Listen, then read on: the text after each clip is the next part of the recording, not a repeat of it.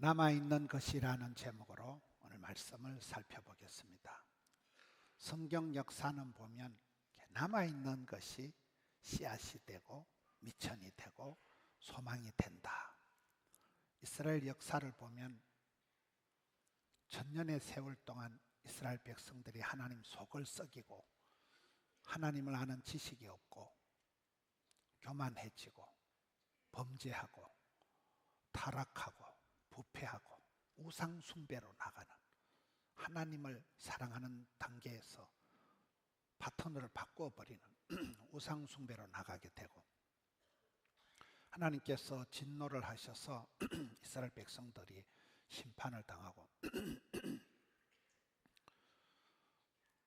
이스라엘이 망합니다. 북쪽 이스라엘이 망하고 남쪽 유다가 망하고 성전이 불타고 백성들이 많이 죽고 전쟁통에 또 남은 사람들이 질질 끌려가서 포로가 되어서 그들이 엉망진창이 되었을 때, 오늘 말씀에 보면 그 중에 10분의 1이 아직 남아있을지라도 이것도 황폐하게 되고, 밤나무가 상수리 나무가 배임을 당하여도 큰 나무가 통째로 쓰러지고 자빠지고 남아있는 밑둥치 그루터기가 남아있지만 그것이 그 찌끄레기 같은 남아있는 그것이 거룩한 씨앗이 되어서 다시금 하나님께서 이스라엘 백성들을 회복시켜 주겠다. 이게 남아있는 것은 좀 신통찮은 거예요. 찌끄레기 같은 거예요.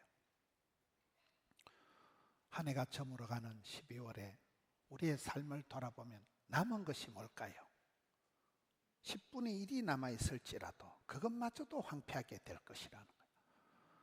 여러분, 건강검진을 받으러 가보면 나이가 들면 항상 위에 대장에 용종이 몇 개고 선종이 몇 개고 가슴에 혹이 몇 개고 갑상선에 혹이 어떻고 항상 우리 몸에 남아있는 것이 여러 가지 어려운 것이 많습니다. 강한 자가 살아남는 게 아니고 살아남은 것이 장땡이다, 이런 말이 있습니다. 많은 어려운 가운데 고비고비를 넘어가는 거예요. 남아있는 것이 신통찮고 오히려 찌끄리기만 남아있는 것 같지만 그것으로 인해서 하나님은 다시금 회복시켜 주신다는 거예요. 여러분, 살아가면서 마음에 분노의 앙금이 남아있지 않도록 해야 됩니다. 요셉을 보면 끌려가고 팔려가고 잡혀가고 해도 가슴에 분노의 화신이 되어서 감정의 앙금 덩어리가 남아서 내가 언젠가는 원수를 갚을 것이다, 그런 가슴에 한을 품었다면 그가 총리가 되기 전에 심장마비로 죽어버립니다. 마음에 앙금이 남아있으면 안 돼요. 마음에 남아있는 것이 가시밭에 백합하는 가시에 콕콕 찔릴수록 향기가 진동을 할까요? 똥내가 날까요? 그렇습니다. 우리는 건드리면 건드릴수록 향이 나야 되지, 이게 엉뚱한 냄새가 나면 안 된다는 거예요. 마음에 내가 한이 서리지 않도록, 한이 남지 않도록. 한국 사람들은 5,000년 동안 한의 민족이다. 한이라는 건 상처가 많다. 피해의식, 상처, 분노, 고통의 씨앗이 많지만은 한국 사람들은 백이민족, 뽀얀 흰옷을 입고 아침이 고요한 나라, 가물을 풍악을 즐기고 노래 가짜 춤 묻자, 노래 잘하고 춤 잘 추고, 한국 사람들이 해외 나가면 여자들이 미국 가서 골프도 1등하고 뭘 해도 잘합니다. 가슴에 분노가, 감정의 엉어리가 앙금처럼 남아있는 사람은 남들을 미워할 때 미워하는 사람이 어떻게 되기 전에 자기가 먼저 망가지는 거예요. 가슴에 분노가, 감정의 덩어리가 남아있지 않도록 우리는 건드리면 예수로 충만, 그렇게 만들어 성령으로 충만, 이렇게 되어 가야 된다는 거예요. 이게 남아있는 것이 찌끄레기밖에 없는 것 같지만 하나님이 오히려 그것을 통해서 구원 역사를 이루신다는 거예요. 요엘서 1장 4절에 보면 팥종이가 남긴 것을 메뚜기가 먹고 메뚜기가 남긴 것을 너치가 먹고 너치가 남긴 것을 황충이 먹었도다. 어려울 때, 고통의 때, 말세에 가면 남아있는 게 아무것도 없는 거예요. 조금 재산 남은 거 다 털어가고 건강 남은 거 다 무너지고 이거 남은 거 저기 먹고 저기 남은 걸 이걸 먹고 해서 황충이 먹어버리고 너치가 먹어버리고 아무것도 없는 것입니다. 농사를 지어보면 겨울에 아무리 가난해도 씨감자는 먹으면 안 돼요. 씨감자는 잘 간직을 했다. 배가 고파도 씨감자는 닦아 먹으면 안 됩니다. 보관을 했다가 봄에 뿌려야 돼요. 봄철에 잘 파종을 하고 여름철에 태풍을, 홍수를, 가뭄을 다 이기고 가을철에 기한전에 안 떨어져야 되는 이게. 비를 맞고 바람을 맞고 떨어지면 말짱 흔들린 거예요. 과일이 추나 추동을 다 지나야 되는 거예요. 11조의 축복이 그런 거잖아요. 기한전에 떨어지지 않게 해주시고 황충이 해하지 않게 하여 주시고 벌레가 먹어버리는 거예요. 여러분 농사를 지어보면 병도 뭐 도열병, 무선병, 뭐 탄저병 철마다 때마다 병이 다 있어요. 그 고비고비 지나가는 거예요. 60까지 큰 병이 안 걸리면 70이 된대요. 70까지 죽을 병이 안 걸리면 80까지 휘떡 넘어간다는 거예요. 우리가 인생이 온몸에 병을 가지고 물질적으로도 부도 맞고 빵꾸 나고 사기당하고 틀리고 뺏기고 이렇게 살아가지만은 고비고비 지나가는 거예요. 하나님께서 일마다 때마다 함께 하셔서 남아있는 미천이 없는 것 같지만은 하나님 붙들어 주셔서 우리 교회 설교에 애들이 잘 쓰는 말이 있어요. 보면요. 꿈꾼 대로, 말한 대로, 심은 대로, 소은 대로, 믿음 대로 뭐 이런 거. 오래오래 길게 곱게 하나님 우리를 붙드실 때 남아있는 게 없어도 하나님 우리를 오래오래 길게 곱게 이게 축복입니다. 성질 급하게 빨리 나대가지고 되는 게 아닙니다.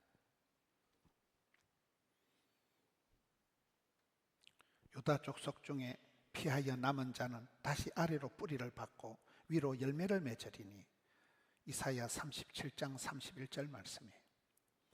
전쟁으로 죽고 끌려가고 팔려가고 도망가고 피난가고 찌끄레기들만 남아있는 것 같지만 하나님은 그 남은 사람들을 통해서 다시금 아래로 뿌리가 내려가고 위로 자라서 열매를 맺게 한다는 거예요. 동서남북이 전후좌우가 꽝꽝 틀어막혀 있고 요즘 우리나라 정치를 보듯이 희망이 절망인 것 같지만 하나님의 플랜 B가 작동이 되고 뜻밖의 기도 이상으로 하늘문이 열리고 신통, 인통, 물통, 사통, 밥통 하나님 간의 사이가 해결이 되니까 신통하고 인통, 인간관계가 풀리고 물통, 재물관계가 처리되고 사통, 일이 이루어지고 밥통, 소화가 잘 되겠죠. 영혼이 잘됨 같이 범사가 잘 되고 온몸이 잘 되고 자식이 잘 되고 이 삼중 축복, 4차원의 영성, 오중 복음 이게 이루어지는 것입니다. 역대하 36장 20절에 보면 칼에서 살아남은 자를 그가 바빌론으로 사로잡아 가서 우리가 거기서 갈대아 왕과 그의 자손의 노예가 되어 바사국이 통치할 때까지 이르니라. 이스라엘 백성들이 나라가 망하고 남은 자들이 바빌론으로 포로가 돼서 질질 끌려가가지고 거기서 이방 왕 밑에서 노예가 되어서 70년 동안 있다가 페르시아 바사 왕이 다스릴 때까지를 그곳에서 지난다는 거예요. 우리말로 때를 분별하라, 때를 채워라, 때를 열어가라. 이 시대를 우리가 분별, 때를 잘 모든 건 타이밍이 있는 거예요. 때를 분별하고 그리고 때가 차면 목욕탕 가는 게 아니고 서러운 때, 아픈 때, 가난한 때, 쪽팔리는 때, 부끄러울 때가 있어요. 그 서러운 때는 채워야 돼요. 그 기한을 다 채워야 돼요. 때가 참에 새로운 때가 열리는 것입니다. 우리 인생이 무의미하고 꽝인 것 같고 남은 게 없는 것 같지만은 이 마지막 한 달을 2024년도 한 달을 지나가면서 남은 시간들을 유의미 있게 뜻깊게 의미심장하게 존귀하게 값지게 우리가 살아가야 되는 것입니다. 나무가 이렇게 자라면 나이 태가 생기는 거잖아요. 태가 나야 돼요. 나이가 들어가면 연륜이 묻어나야 됩니다. 기도가 쌓이고 눈물이 고여서 태가 나는 거예요. 나무가 겨울에는 자라는 게 아니고 단단해진다는 거예요. 나이테가 굳어진다는 거예요. 단단해져 여물어진다는 거예요. 우리가 많은 어려움을 당하고 고통을 당할 때 우리 인생이 단단해지는 것입니다. 나무는 열매를 보고 아는데 가을에 열매를 얻기 위해서 추나초동 나무를 농사를 합니다. 요한복음 15장 포도나무 비유를 보면 포도나무 가지가 줄기에 붙어 있어서 열매를 맺어야 되는데 열매를 맺지 않는 가지는 포도원 농부가 도끼를 가지고 찍어버린다는 거예요. 여러분, 우리가 건강검진을 해보고 또 이렇게 한 해 한 해 고비가 지나가면서 하나님께서 또 한 해도 많이 봐주시는구나, 한 해도 또 살려주시는구나, 그런 걸 느낍니다. 도끼를 들고 주님이 포도나무 가지를 찍어버리면 그날로는 끝장나는 거예요. 열매 없는 나무는 잘라버린다는 거예요. 열매가 있는 가지는 더 열매를 맺도록 깨끗하게 하신다는 거예요. 전지 작업을 하고 가지치기를 해서. 그래서 우리의 삶에 덜 고통이 있는 거예요. 그저 그냥 물에 물 탄 듯이 만사가 형통한 인생은 행복한 인생이 아니에요. 엎어지고 자빠지고 병들고 수술하고 항암하고 그런 많은 과정들을 지나면서 우리가 여물어지는 거예요. 그런 고난의 과정을 통해서 하나님께서 우리를 더 깨끗하게 만드셔서 더 많은 열매를, 자식의 열매, 인격의 열매, 신앙의 열매, 사업의 열매, 모든 열매를 결실하도 하도록 포도나무 가지를 깨끗하게 하신다는 거예요. 그래서 우리가 한 해를 마무리할 때쯤 되면 하나님이 또 한 해를 많이 봐주셨구나, 또 한 해를 내게 찬스를 주시는구나, 이걸 느끼게 되는 것입니다. 마태복음 마지막 28장에 예수님께서 지상 명령을 주실 때 보면 조건이 있습니다. 예수님 십자가에 달려 돌아가실 때 끝까지 의리를 지키고 따라붙은 사람들 이름을 거기에 열거해 놓고 있습니다. 아리마대 사람 요셉이 예수님의 장례식을 깍듯하게 모셔드렸고, 막달라 마리아, 여러분 예수님 십자가 지실 때 힘센 남자 제자들은 다 도망가고 힘이 없는 여인들, 그것도 팔자 센 7 악기에 시달렸던 막달라 마리아 같은 이런 여자들이 끝까지 의리를 지키고 예수님 십자가 곁에 남아 있었습니다. 여러분, 마지막 남는 건 사람 농사예요. 사람이 최고예요. 최고. 자식 농사가 중요하고 무슨 일을 하든 옆에 내 주변에 좋은 사람이 남아있는 게 이게 최고의 농사입니다. 예수님께서 실패한 제자들을 끝까지 다시 신방 오셔가지고 그들을 챙기신 이유가 사람을 붙드시고 그들을 회복시켜서 그들이 또 다른 충성된 사람들, 또 다른 사람들에게 복음을 전하게 하는 것입니다. 자동차가 기름이 떨어지면 더 이상 주행이 안 됩니다. 그래서 기름을 주유를 하듯이 우리가 성령을 소멸치 마라. 계속 성령의 기름 부으심이 있어야 우리가 인생을 살아갈 수가 있습니다. 힘으로, 능으로, 깡으로, 돈으로 안 되고 성령으로 충만케 하옵소서. 성령으로 부어주시옵소서. 성령을 소멸치 말라. 그 불씨를 꺼트리지 마라. 남아있는 불씨가 신통찮지만 그 불씨를 살리라는 거야. 내가 가지고 있는 미천이 신통찮아도 하나님의 은사를 불일 듯하게 하라. 불이 붙은 건 아니지만 불이 붙은 것처럼 이열치열할 때 우리가 이를 감당할 수가 있습니다. 이 흉흉한 시대를 살아가면서 뉴스를 보기가 두렵고 나라 꼬라지가 어떻게 될란지 이런 지경에서도 우리의 가슴 속에 트라우마가, 피해의식이, 앙금이, 분노가 남지 않도록 여러분의 마음을 잘 지켜가야 됩니다. 은혜와 진리가 충만해야 됩니다. 예수의 흔적을 남겨야 됩니다. 인간적인 상처를, 트라우마를 남기지 말고 건드리면 예수로 충만해서 건드리면 예수 향기가 진동을 하는 예수님의 흔적을 남겨야 됩니다. 어떤 글을 보니까 눈물이 해픈 사람이 되지 마라. 여러분, 남들 어려운 걸 보고 눈물을 잘 흘리는 사람이 감성이 풍성하고 다정다감한 사람 같지만은 눈물이 해픈 사람이 되면 안 된다는 거예요. 그저 남들 보고 맨날 눈물이나 질질 흘리지 말고 땀을 많이 흘리는 사람이 되라는 거예요. 값싼 동정에 눈물을 흘리지 말고 네가 수고하고 땀 흘리고 애써서 그것을 이루라는 거예요. 우리 부모님 세대는 다 저희 어머니 아버지 국민학교도 못 나오고 농사 지었지만은 그분들이 뭐 주구장창 들판에 가서 땀 흘리고 이래고 그 뭐 소득도 없고 뭐 농산물이 여러분 농사는 잘 되면 값이 똥값이에요. 농사가 또 안 되면 팔아먹을 건더기가 없어요.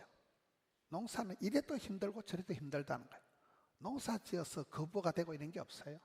그래도 우리 부모님들 세대는 그저 그 코딱지만한 밭에서 일해가지고 텃밭 테라피, 나물 먹고 물 마시면서도 그 많은 자식들 다 키워서 객지로 내보내잖아요. 그 부모님들의 수고와 땀 흘림으로 인해서 자식들이 이만큼, 대한민국이 이만큼 일어난 거잖아요. 그래서 쉽게 값싼 눈물을 질질 흘리지 말고 땀 흘리기를 애쓰라는 거예요. 여러분의 수고와 희생을 통해서 후손들이 남한테 가서 빌어먹을 일이 없다는 거예요. 예수님께서는 나를 위해서 울지 말고 너희와 너희 자녀를 위해서 울어라. 십자가를 지시기 전에 겟세마네 동산에서 땀방울이 핏방울이 되기까지 그렇게 오늘 새벽기도 말씀에 보면 죽기까지 복종하신 거예요. 하나님이신 그분이 사람의 모양을 입고 성육신이 되셔서 죽기까지 십자가에 달려 죽기까지 낮아지시고 복종하셨다는 거예요. 여러분 달란트 비유를 보면 달란트 비유에서 잘하였도다 착하고 충성된 종아 칭찬받은 두 종이 있습니다. 2달란트 5달러도 받은 종이 왜 칭찬받았습니까? 바로 때깍때깍 바로 가서 그것을 가지고 장사해서 남겼더라. 남겼기 때문에 칭찬받은 거예요. 1달란트 받은 사람은 미쳐 날아갈까 싶어서 애기다 똥 된다고 그거 붙들고 벌벌 떨다가 예수님께 악하고 게으른 종이라고 책망을 받은 것입니다. 여러분 한 해가 저물어가는 12월에 여러분의 삶에 남은 건더기가 무엇이 있습니까? 경제적으로 보면 1원의 가치가 여러분 1,000만 원을 가지고 무슨 계약을 할 때 1원이 모자라면 계약이 될까요 안 될까요? 결제가 안 됩니다. 꼴랑 1원이지만 이게 1원이 남는 거는 괜찮지만 모자라기 시작하면 1억 원 가지고 결제를 계약을 해야 되는데 1원이 모자라면 계약이 안 된다니까요. 우리의 삶이 그렇다는 거예요. 하나님께서 은혜를 베풀어 주셔서 죽어도 남는 사람이 돼야 되지 모자라기 시작하면 이게 한이 끝이 없는 거예요. 방구 핫바지 새듯이 계속 마이너로 흘러간다는 거예요. 무릇 있는 자는 받아서 또 풍족하게 되고 없는 것들은 있는 것도 뺏긴다는 마태복음 25장 29절의 달란트 비유의 그 마태 효과처럼 우리는 계속해서 신앙생활을 은혜 위에 은혜를 갑절의 영감을 백배의 결실을 천대가의 축복을 이렇게 나가야 되는 거예요. 가만히 있는 게 제일 나쁜 거예요. 계속해서 부러지고 구하고 찾고 두드리고 은혜의 보좌 앞에 담대히 나가면 하나님께서 피할 길도 열어주시고 그때 사방팔방에서 돕는 자를 붙여주신다는 거예요. 모세를 보세요. 모세 인생이 수없이 꺾어지는 인생을 통해서 어릴 때부터 꼴랑 집에서 평안하게 엄마 찌찌 빨아먹는 건 3달밖에 없었습니다. 나일강 동동 떠내려가고 애굽의 바로의 왕실에서 화려한 시절 청춘을 지냈지만 부르게 나이 40살이 완전 쪽박을 차고 미디안 광야에서 80 영감태기가 되어서 기진이가 맥진이가 탈진했을 때 하나님이 그를 불러서 출애굽이라는 사명을 맡깁니다. 모세가 죽을 때 120세인데 눈이 흐리지 않았다. 총기가 반짝거리고 기력이 쇠하지 않고 주님이 부탁하신 사명을 능히 감당하고도 남음이 있었다는 거예요. 그렇습니다. 여러분 편안하게 쉬려고 하지 마세요. 미션이가 파서블 사명자는 수명자라고 주님이 부탁하신 할 일이 있는 사람은 사명 일을 하다 죽어도 좋아. 사명이 있는 사람은 아파도 해야 되고 피곤해도 해야 되고 반대를 해도 해야 되고 힘들어도 해야 되는데 그 일을 할 동안에는 안 죽는다는 거예요. 기한 전에 안 떨어진다는 거예요. 120세가 되도록 모세는 힘이 남아 돌아간 거예요. 사명을 감당하고도 기력이 쇠하지 않고 눈이 흐리지 않았다는 거예요. 남아있는 체력이 있었다는 거예요. 그렇습니다. 우리 한 해를 지나가면서 하나님이 또 한 해 동안 새 힘을 주시는구나, 또 찬스를 주시는구나, 일복을 주시는구나. 그래서 감당하려고 폰만 잡으면 또 한 해를 감당하는 것입니다. 남아있는 게 없을지라도 주님께서는 사명을 주시고 그 사명을 감당할 세월도 건강도 시간도 물질도 함께 주시는 것입니다. 그래서 이 구약 성경에 남은 자의 사상이 중요하다. 저는 한 해를 마무리하면서 우리의 삶에 남은 게 뭐가 있을까? 건강에 남은 게 뭐가 있습니까? 나이가 들어가면요 별 수 없어요. 70, 80대만 상수도 하수도 줄줄 샌다 그랬다. 백내장, 녹내장, 황반성, 요실금, 전립선 줄줄 새는 거예요. 병원에 가서 건강검진 받는데 뭐 위에 용종이 하나도 없다. 그건 사람이 아니면이다. 온갖 병이 다 있어요. 그래도 그것 때문에 안 죽습니다. 내한테 남아있는 게 없을지라도, 건강에 남는 게 없고 온갖 병이 다 덕지덕지 붙어 있을지라도 하나님 그것 때문에 나를 기도하게 만들고 그것 때문에 내 인생을 다이어트 해 주시는 거예요. 헛된 마음 버리게 만들고 내가 무엇을 위해서 살아가야 될 것인가. 많은 사람들이 그냥 바쁘게 살아가는 거예요. 병원 갔다 집에 왔다가 약국 갔다가 병원 갔다 집에 왔다 약국 갔다 그러다 죽는다니까요.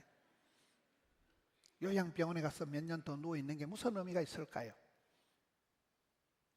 그래서 우리가 하루를 살아도 내 손에 남은 게 없을지라도 건강에 남는 게 없고 자식 농사가 허무하고 많은 사람들이 세월이 흘러갈수록 공술에 공술, 빈손 들고 왔다 빈손 들고 가라.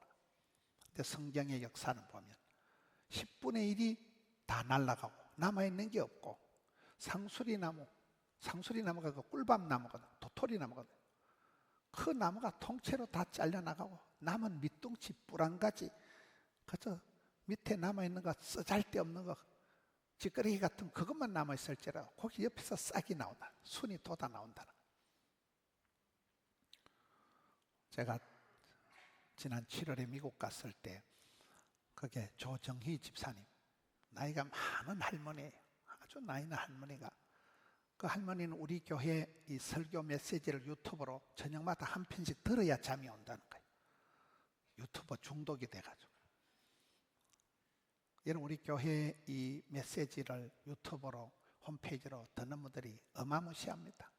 수만 명씩이 듣습니다. 그 할머니가 90이 다 된 할머니가 매일 저녁 말씀을 듣고, 제가 집회 갔을 때 그 할머니가 자가 운전을 해서 3시간을 달려와서 예배를 참석하더라고요. 그분이 손녀들 얘기를 하는 거예요. 그분은 미국 가서 농사 짓던 분이에요. 미국 가서 농사를 지어서 어떻게 농사가 잘 돼가지고 영감님은 하늘나라 가시고 지금 할머니 혼자 남아 계신데 그 할머니 손녀들 얘기를 하더라고요. 목사님, 내 손녀들이 대학을 졸업하는데 내 손녀들이 대학을 졸업하면 전부 다 아파트 한 채씩, 차 한 대씩 다 사준다는 거예요. 미국이니까 차는 반드시 외제겠지요. 미제를 사주겠지요.